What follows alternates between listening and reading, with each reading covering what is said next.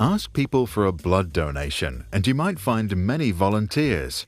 Tell the same people that they'll get paid for it and many will now decline to help. Why do you think that might be?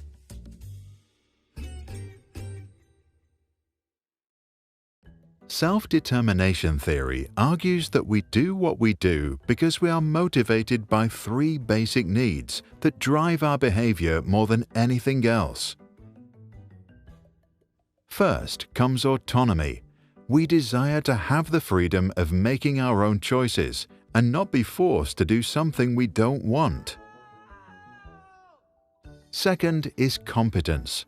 We want to feel that we have the skills required to do the work ourselves and not be confronted with tasks that we don't understand. Third is connection. We want to experience a sense of belonging, of being needed, and not feel useless or like an outsider. We can think of motivation ranging from non-self-determined to self-determined. On the left, we have amotivation. In the center, extrinsic motivation. And on the right, intrinsic motivation. In terms of quality, they range from lower forms to higher forms. Along this spectrum are, according to self-determination theory, 6 distinct types, represented here by Anton, Mary, Tai Chi, Abani, John, and Lalisa, who all have to study for a major exam. Anton does not understand the topic and therefore feels disconnected to the material. His need for competence remains unsatisfied and undermines his autonomy, leading him to lose control over the situation. As a result, he begins to think that school is pointless. He experiences amotivation. Mary likes to learn when she knows that if she does well, she will be rewarded.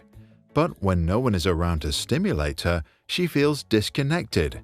Mary is not autonomous in her studies because she needs rewards that regulate her behavior externally, a job her mother usually does. This stage is called extrinsic motivation, externally regulated. Tai Chi strives to win or match the performance of others. When he's not among the top, his desires for competence and autonomy are not satisfied. He feels guilty when he can't be as good as others. The root of his behavior is therefore external.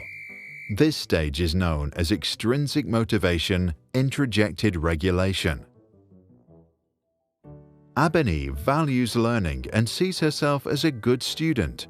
To her, getting good grades is important because it confirms her self-image.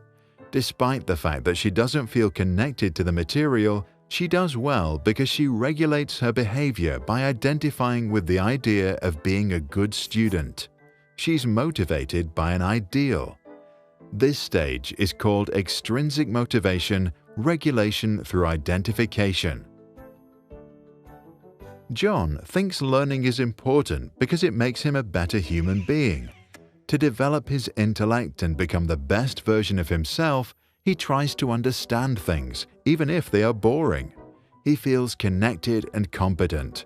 But since his behavior is regulated by the desire to live up to an idea, he is still not fully autonomous.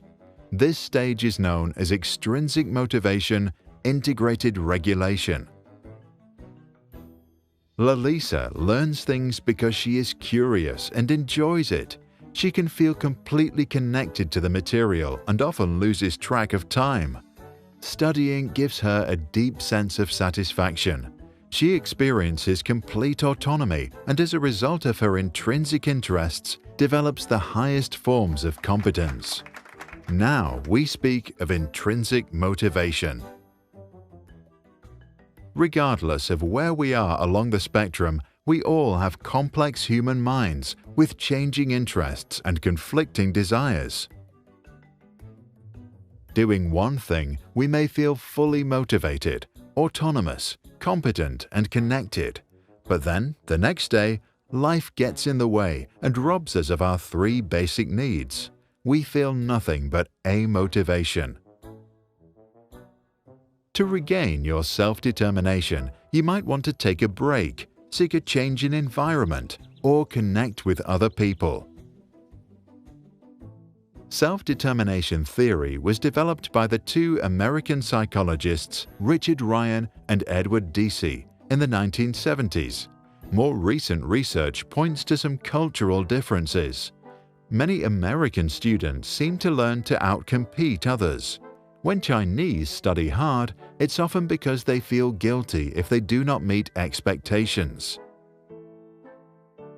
On the interplay between extrinsic and intrinsic motivation, Deci said, "Sure, money motivates, but that's not the point. The point is that while money is motivating people, it is also undermining their intrinsic motivation." So what do you think about the model? Do you agree or disagree with the theory? And what do you think about extrinsic rewards? Share your thoughts in the comments below and let us know what motivated you to do so.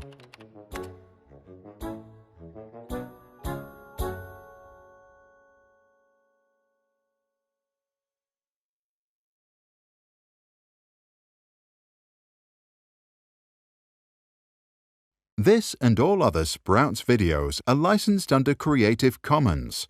That means teachers from all around the world can use them in classrooms, online courses, or to start projects. And today, thousands already do. To learn how it works and download this video without ads or background music, check out our website or read the description below. If you want to support our mission and help change education, visit our Patreon. That's patreon.com/sprouts.